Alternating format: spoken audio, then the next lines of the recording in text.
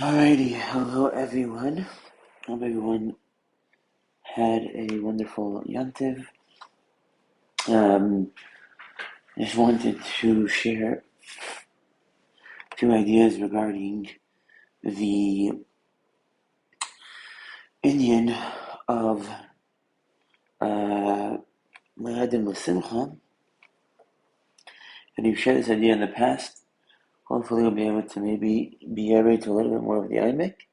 Maybe not, but Bez Hashem. So, we basically want to know that we have a mitzvah in the Torah of Zman Simchasenu.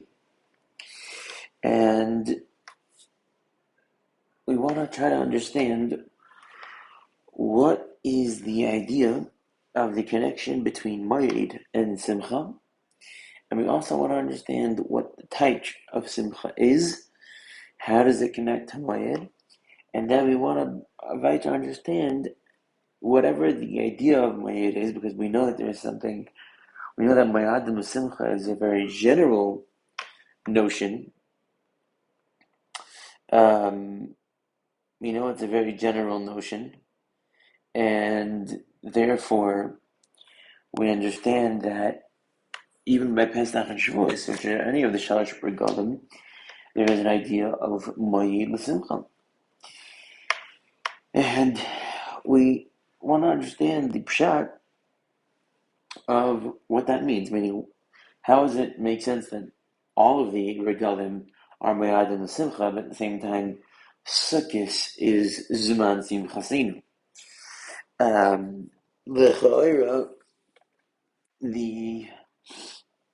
It should be impossible, because if every Moed is a Moed L'Simcha, so then all of Moedim have a Din Simcha, and we know that they do.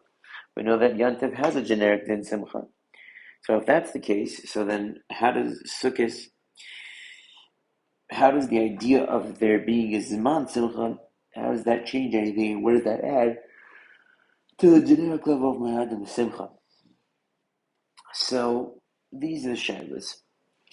So we'll go on to Masbir, and I'm going to say that we have in the Ukar in the Torah, and we have an Av in the Torah, and that Av is his name. The Av's name is Yitzchak, and his name means happiness.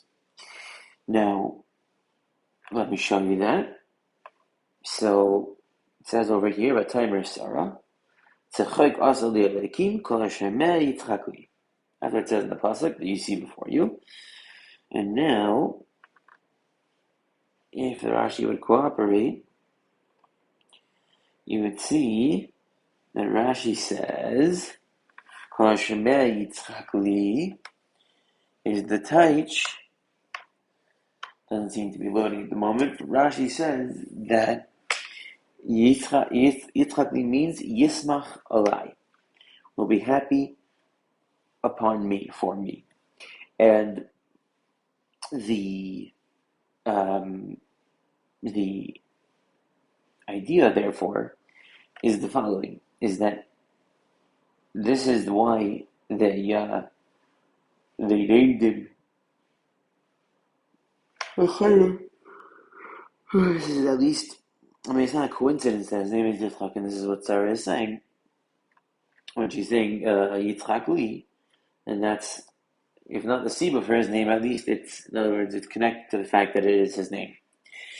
And we basically said in the past that the Yesod is a very fascinating one.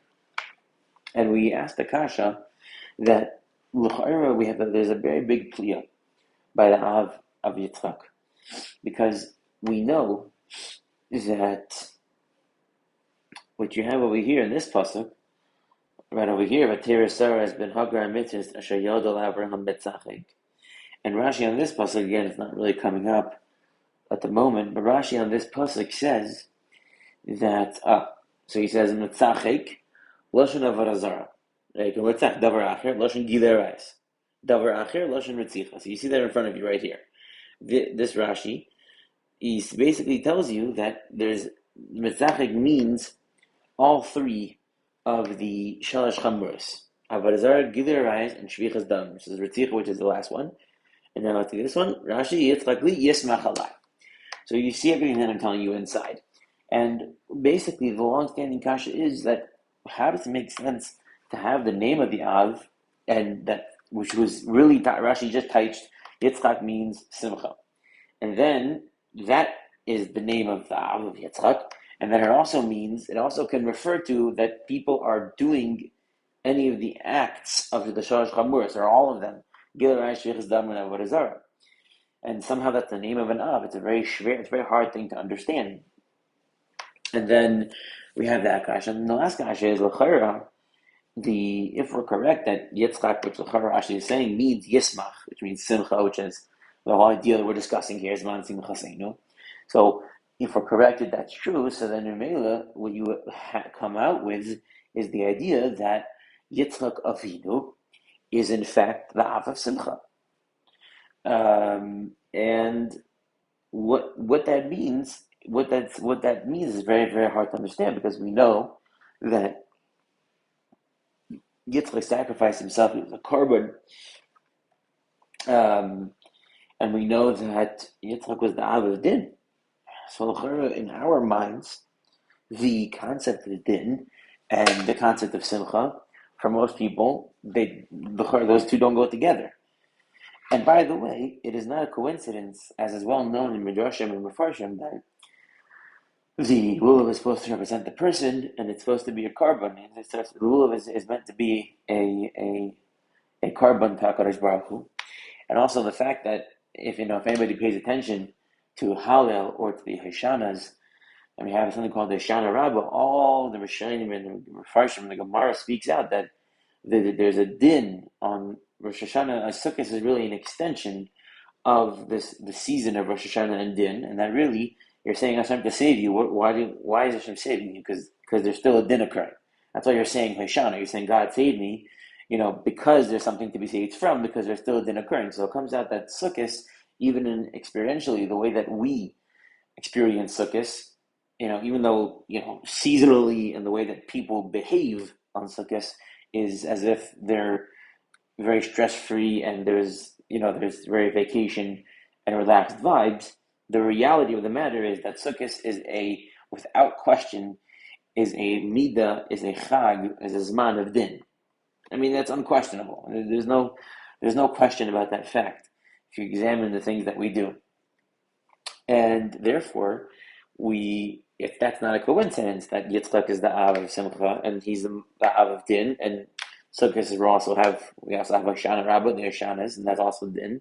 That's not a coincidence. Now, but the question is, what does it mean? In other words, what taka is the relationship between the idea of Simcha and Din, and how does it? And we also know that we read Koheles on Sukkot, which is another thing, which is talks about Havel Aval Makol Havel. I mean, it's very, very hard to understand what the idea is over here.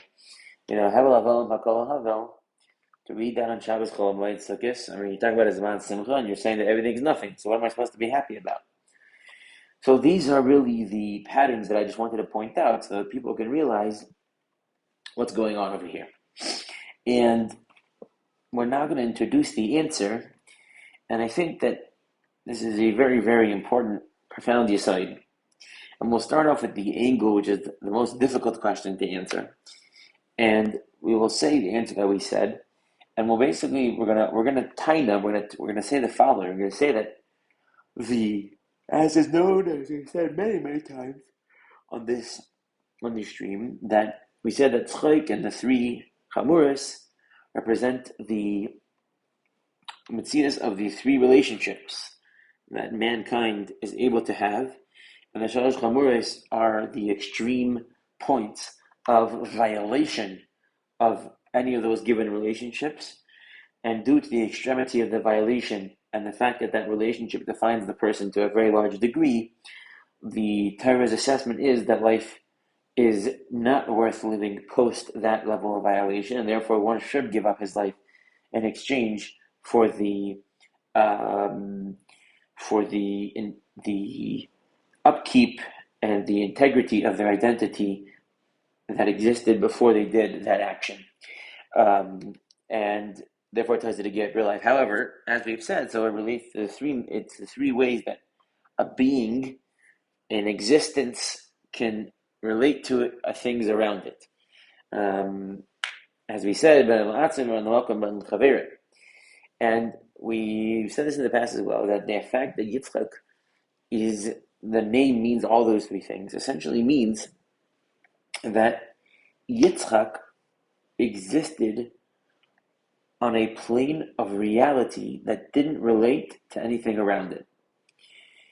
And we have to understand, and we see that really throughout Yitzchak's life, that he wasn't someone who specifically did any.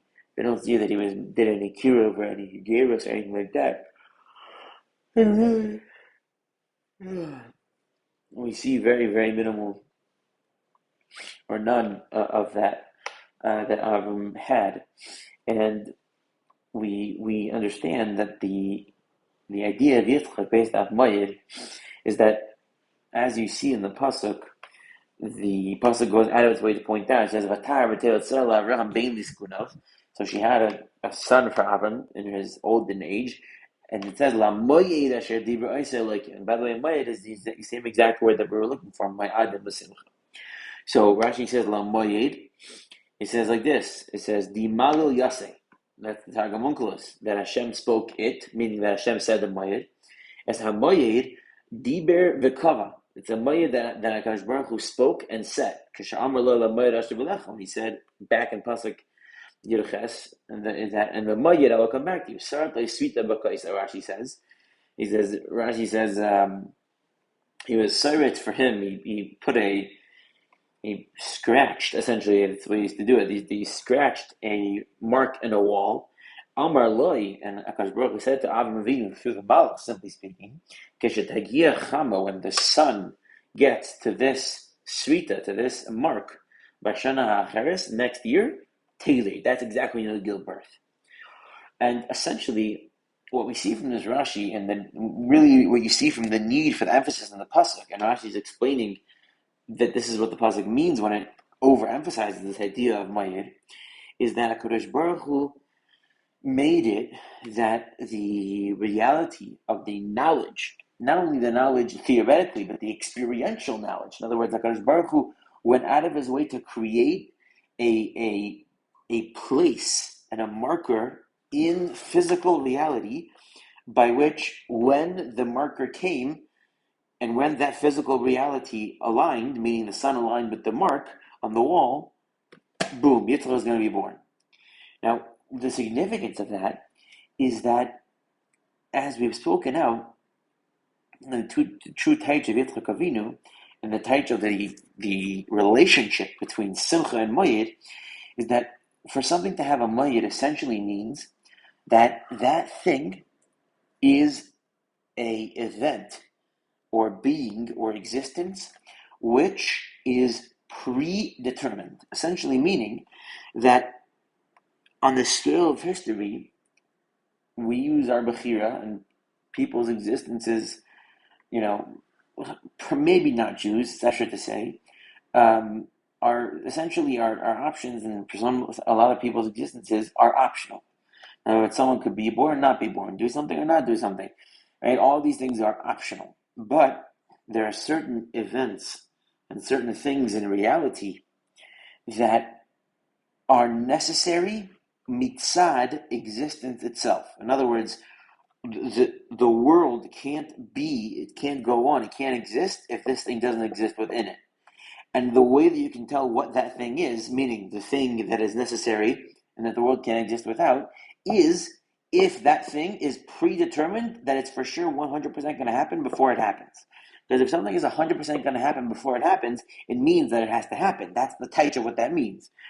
If HaKadosh Baruch Hu is telling Avram Avinu, and he's saying to him, you see there's a line on the wall over there? When the sun hits that line next year, boom, your kid's going to be born. I promise you. I tell you that right now. What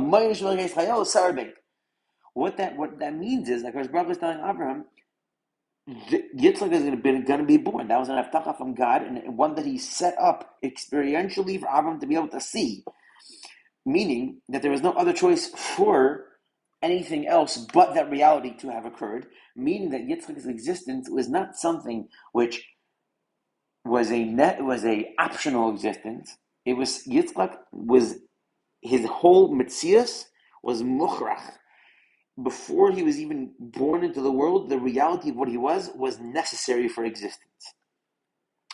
And what we learned out from this, and the idea that Yitzchak's name is happiness, is a idea which is that the definition, the taich of what happiness is, as far as the Torah is concerned, is that a person is able to develop himself to a point of uniqueness as to the reality of what he is, such that the contribution which he makes to the world is not able to be contributed by anyone other than himself. And the result of that state is that this person in this moment is necessary for existence, mitzad existence, because only he is able to contribute the reality of the specificity of what he is. And that is the true achievement of happiness. In other words, to be sameach is the mitzias, that a person is living in a existence that without him couldn't be. And this is very, very, very intuitive. And anyone thinks about this, they understand that that's exactly right. And that a human being, everyone, all human beings are consistently striving to get to a place where they are able to operate in a manner where they can experience the reality of what they are in contrast to anyone else around them. In fact, the high rates of depression and drug abuse among Jewish people is in fact due to this very idea. In my Anias Daiti, which is that when someone understands that they have potential and that the world is necessary and they are necessary for existence, but they don't understand how to get to the point that they will feel that way, and they don't know how to use themselves, they don't know how to utilize their unique gifts to get to the point where they can see, wow, this situation without me wouldn't work. I am contributing to the world in a manner that only I can contribute.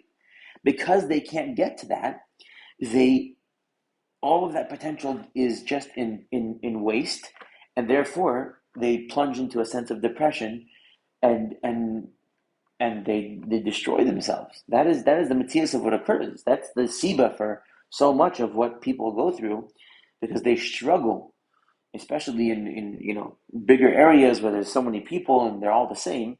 Imanos struggle to understand and to feel that there's anything different about them. And just to get the depth of this point, if a person cannot achieve an understanding and an experiential feeling of a reason why they are different than anything else around them, they don't exist if they can't do that. If I believed that me and you and everybody else in the world were all the same, then I would cease to exist, because what's the difference between me and you? So I'm not me, you're not you. There's just something generic that we both are. So there's no individuality. If there's no individuality, then that doesn't give me any sense of purpose or uniqueness, and therefore I just implode. And that's what happens to many people. Therefore, what the Torah is being megala to us is the tremendous yesod and secret of the true definition of happiness, is that a person has to allow HaKadosh Baruch Hu to guide them. And this is really the gift. And I say gift in the most profound sense. It's the most profound gift ever that HaKadosh Baruch Hu can give a people. It's the gift of din. The gift of din is that din means that HaKadosh Baruch Hu is taking the time to respond to your actions for the sake of giving solidification to the reality of what you are.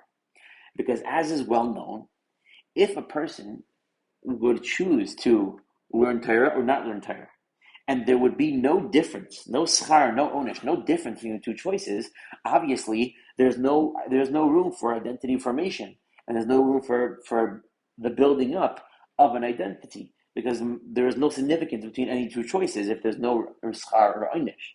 And therefore, the whole concept of din is not to be viewed as the reality of something which is an external mechanism coming to ensure that an individual concurs with a specific set of behaviors. That is the most shallow understanding of what the concept of din is. Rather, the metzias of what din is a series of reactions that HaKadosh Baruch Hu has to a person's choices, such that when a person does the wrong thing, he is punished, and the right thing, he is rewarded. This allows for the process of the building of the specificity of an identity for every single individual. It is a anhaga. HaKadosh Baruch Hu is literally leading us in our personal journeys to come to the point where we can have a sense of self which is unique to us and does not require a relationship to anything around it. And now this is how the two ideas connect. As we said, Yitzchak means Avodah Gilesh V'Chazdam. Those things mean zero relationship to anything around it. What does that mean? That's an existence which doesn't require a relationship to anything around it to exist. That's what that means. In other words, Yitzchak with a carbon. What it means that Yitzchak with a carbon was that essentially he became mamish, a davar shebekdusha. He became an extension kaviyachol of God Himself. Meaning he's a carbon, just like a carbon is gavoya. It has a din of chalois, of kedusha on it, because it's the property of God. That's what Yitzchak was. Yitzchak's existence existed in the most real sense as a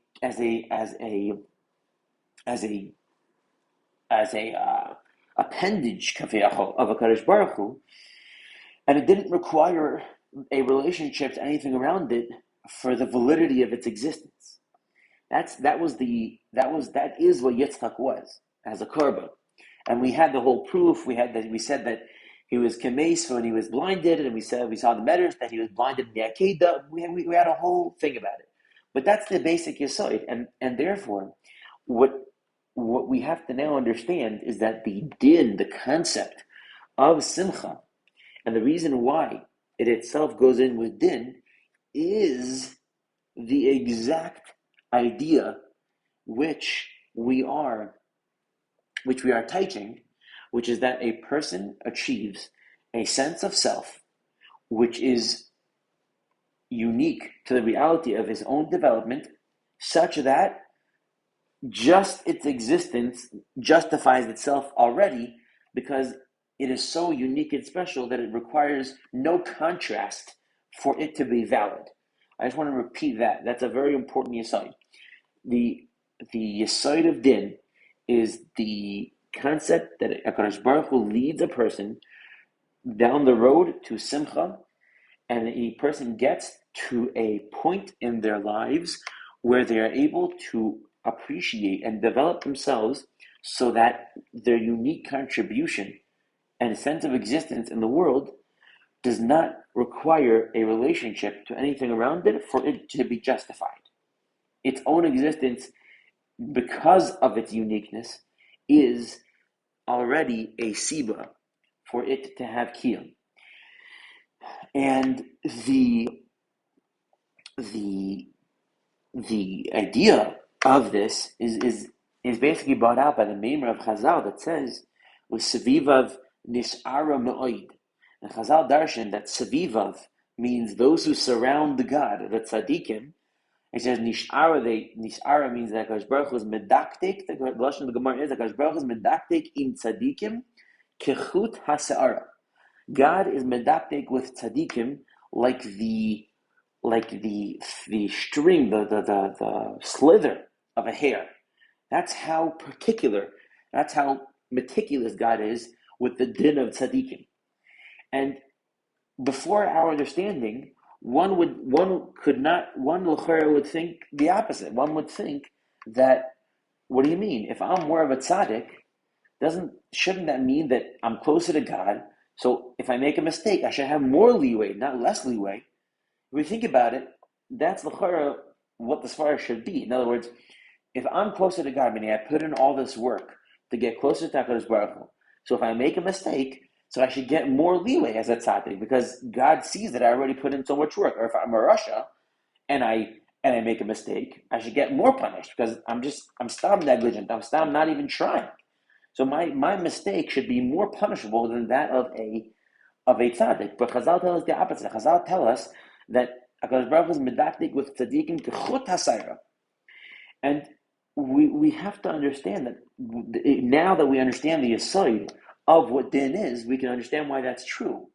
Meaning that tzaddikim are those individuals who are saviv to God. They surround God, meaning they make Him their priority, and they're building out the realities of what they are, such that they gain existence. The more and more they relate to HaKadosh Baruch Hu, and they gain their sense of identity, and they're going towards this achievement of complete contribution of self-uniqueness to the world.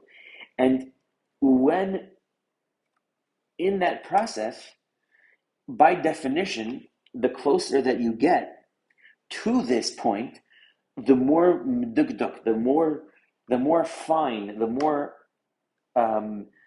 more defined it has to be in order for you to keep achieving what it is that you need to achieve to get to that point of specific individuality.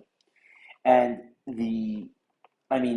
if we want to get a view of what that would look like, this concept that I'm talking about, it would be a gadol. In other words, a true gadol is someone whom got to this point.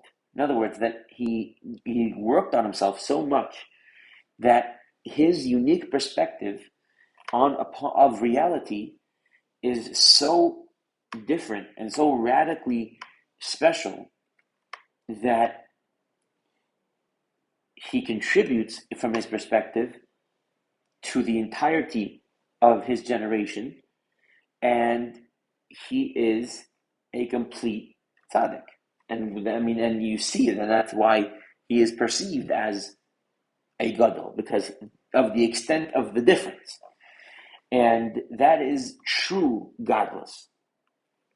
And therefore, we can now understand the connection between Moed and Simcha is that Moed is the Siba. The concept of Moed is the Siba for Simcha. And it is possible for everyone to live a life in which they are always living in Moed. In other words, that they are constantly living in moments of time where their contribution and their existence at that moment is totally and utterly necessary and unique to their existence.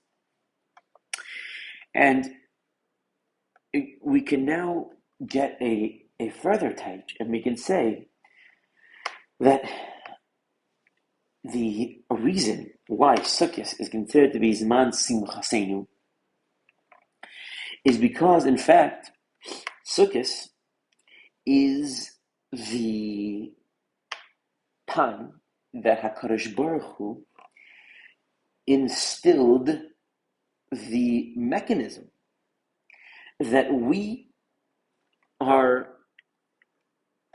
able to, and that we have this sense of individuality as Jewish people. And we'll now explain both levels. We know that the Shalosh Regalim relive, I don't want to say commemorate, because commemorate is a false way of describing a holiday, a regel. We relive the set of three events which were the basis of, and are the basis of, Jewish identity. That's what those things are.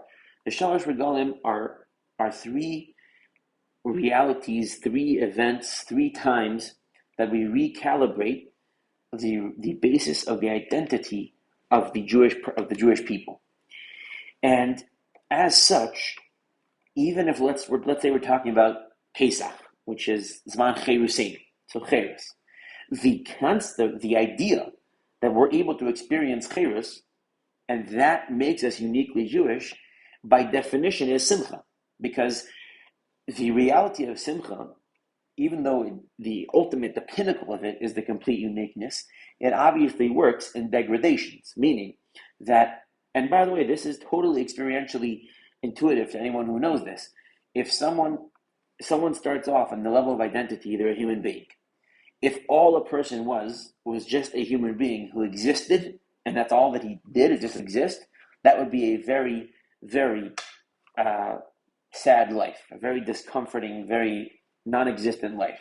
Rather, people go in different directions of development, and they add new things. So someone will say, I am an activist. I care about the ocean. Right? So they'll add something to their identity to make it that they stand out in contrast to a certain portion of things. So, or someone will say, okay, now I put in 10 years of college and work, now I'm a doctor. So now I can identify with the fact that I'm a doctor, and that makes me feel better because I'm competing in a pool of people that is significantly less than the identity structure that I had before, which is the regular human being. So the more that a person is able to achieve in terms of the reality of what he is, and he's able to make smaller the pool of people that he is competing with who are the same as him, the better he feels. So you have a doctor, then you have a PhD, then you have whatever the degradations are, up till a person tries to get to the point of the highest uniqueness. And the reality of our identities as Jewish people is a major, major, major, and very real underlying factor of our realities, which gives us happiness, because that is a very, idea that it is a very strong thing which gives us simcha, because it makes us unique. Because obviously we exist in a world of 8 billion people, and there is only 14 million Jews. So the fact of someone being Jewish and embracing the reality of their identity as a Jewish person, in whichever midah it is, whether it's Matan Torasenu, Zman Cheruseinu, Zman Simchasenu, is itself a idea of simcha. Therefore, all mo'adim, all of the chagim are mo'adim l'simcha. So that's how mo'ed and simcha exist on generic levels, even on the other holidays, i.e. Pesach and Shavuos. And we'll go now to Sukkot, and in Sukkot we'll be mechadish the following, and we'll say that the idea of Sukkot was that HaKadosh Baruch Hu gave us, as the Gemara speaks out, that Sukkot is a reliving of the concept of the Anani HaKavod. And the Anani HaKavod essentially represented a period of time of 40 years in the desert, where HaKadosh Baruch Hu essentially put his cloud on the Jewish people. And this cloud wasn't just a cloud that protected from enemies or anything like that. If we look at the Midrashim and Gemaras, they speak out that the Anani HaKavod protected the Jewish people from anything that was in the desert. It gave them cool temperatures.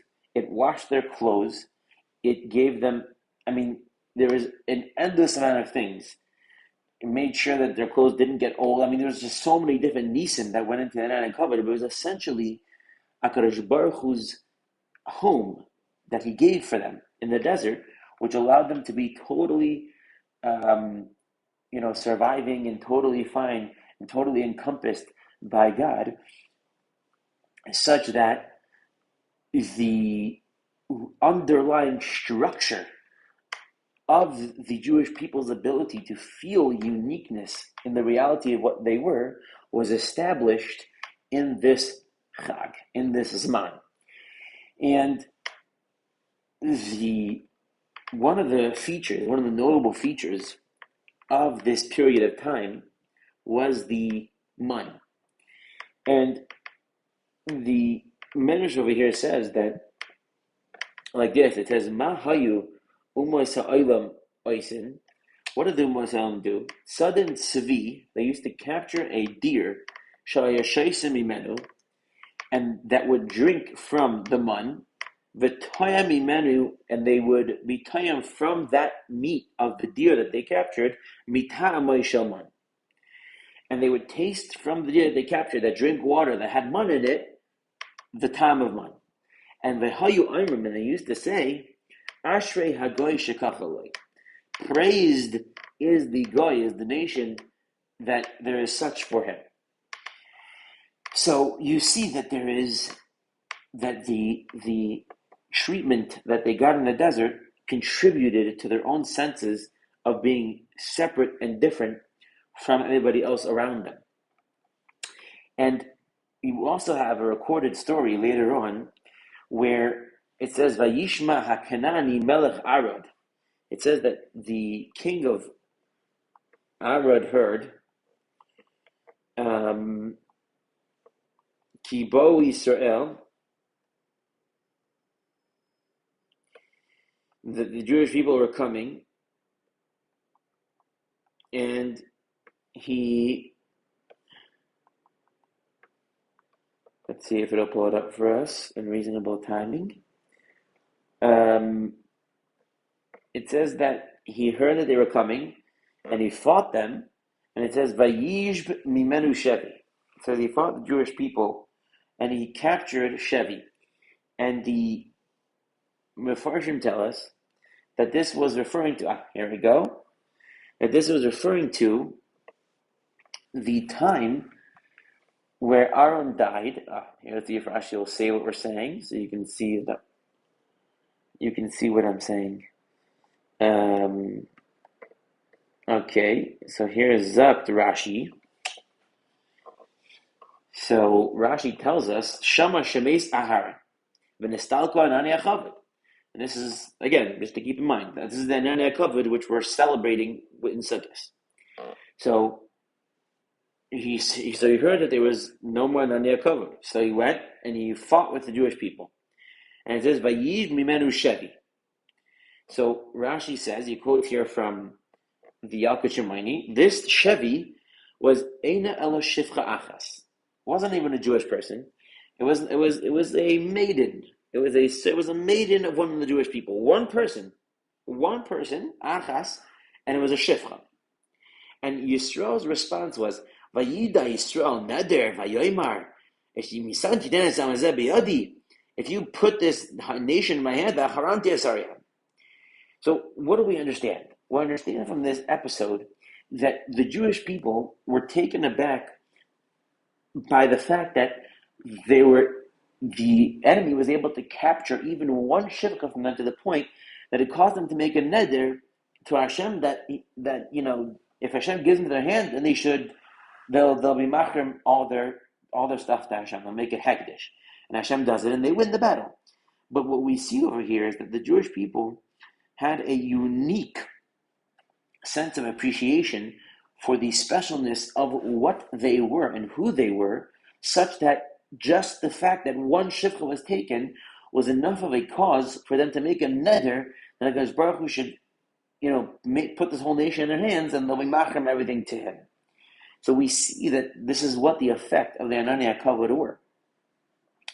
And Memela, we can now understand that the Anani HaKavod were the mechanism that instilled in the Jewish people the reality of the fact that they were on a higher standard. They were an Am Segula, and that they were unique and individual and separated from the rest of the world around them.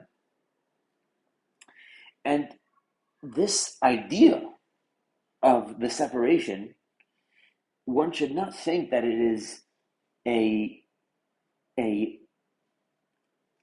reality that occurs as a result of the different positive sense of the Jewish people. In other words, what I mean is that one shouldn't think to say, well, the reason why we're different from the Amim is not an inherent idea that we're different, that we should be separated or alone. It's just that since we have mitzvahs, and mitzvahs make us separate, and there's an issur of intermarriage, no, that's not pshat. The pasuk says, "Hein am levadad yishkain." And it says in a different pasuk, "Vayishkon betach badad ein Yaakov." There is an idea that the Jewish people will be sheikhin and will live separately. They are different. They are separate from the rest of the world. There is no such thing as the Jewish people assimilating into the rest of the world. There is only the rest of the world assimilating into the Jewish people. The ultimate vision of reality for the Jewish people is that they are the world power and that they are ruling over the world. They are the Malchus which dominates existence. And those people who joined the Jewish people before the time that becomes clear are Gerim, and then that's what it happens. But there is no such idea that we are, meaning what I'm trying to say is that the reality of our separation from the other nations is a inherent built-in characteristic in its own right. We are separate because we are separate. It's a built-in mechanism. It has nothing to do with any other aspect of the Jewish identity, and because of that other aspect, Memela was separate. No, our separateness, it's clear from Chumash, is itself its own mechanism, and it's its own mitzias. And therefore, the idea of Simcha having its own time is a very unique thing in which we come to realize from our special treatment of HaKadosh Baruch Hu in the desert that we are inherently separate from the rest of the world. And it is not a coincidence that the reality of our wanderings in the desert, while being protected, are really, if you think about it, they really were a kilu and nevuah ketana. They were really a ma'isa avos similar bottom situation for the Jewish people's entire history, in which we wandered from place to place to place to place, and always, without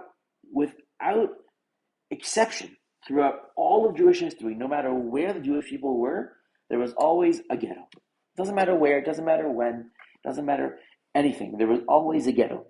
And when the ghettos came down, the Jewish people would assimilate, they would get destroyed, and they would get severely, severely punished, and then they would wander again. So there was never a period in Jewish history that the ghetto and that the localized Jewish population living together separate from the Goyim there was never a point in history that didn't happen, and it was the only way that the Jewish people survived where they were. When that broke apart and when Jewish people assimilated into the populations, whether through forced conversion, whether through whatever it was, the Jewish people in that location would just fizzle out and wander somewhere else. So until they were able to establish themselves as a separate community. So it's a defining characteristic of the Jewish people that they exist within themselves and not within the Ummahs. And that's obviously how it has to be for many reasons. But it's its own characteristic. And that is the taich of Simcha. And that is the connection between Moed and Simcha. And as is well known, the concept of Moed applies to the Jewish people overall. And as we know, that the Gemara speaks out in many, many places, that the Jewish people are a necessary factor of existence. Jews are not an optional point of reality. We're not something which could or could not be. We are something which must be.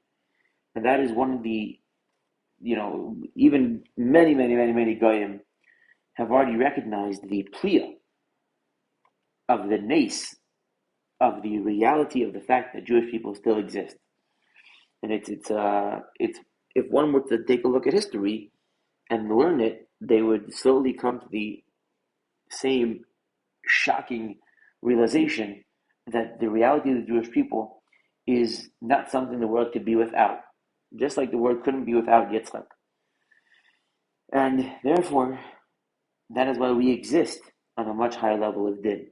And we are the tzaddikim of Gabi Umas Ha'olam, and we do get judged on significantly higher standards than the Umas Ha'olam get judged. And that is obviously why things occur to the Jewish people in a way that is much, much, much, much, much, much harsher and more severe than for other people.